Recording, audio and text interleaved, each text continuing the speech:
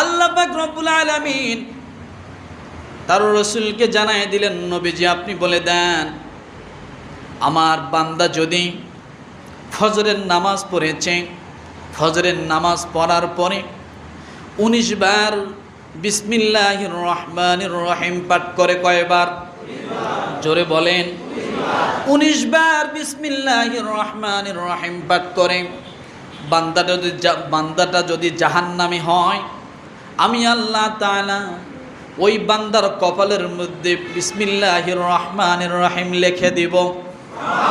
যার কপালের মধ্যে বিসমিল্লাহির রহমানির রহিম লেখা থাকবে, ওই মানুষটা যদি জাহান্নামের মধ্যে পতিত হয়, বিসমিল্লাহির রহমানির রহিম থাকার কারণে জাহান্নামের আগুন তাকে স্পর্শ করতে পারবে না। বিসমিল্লাহির রহমান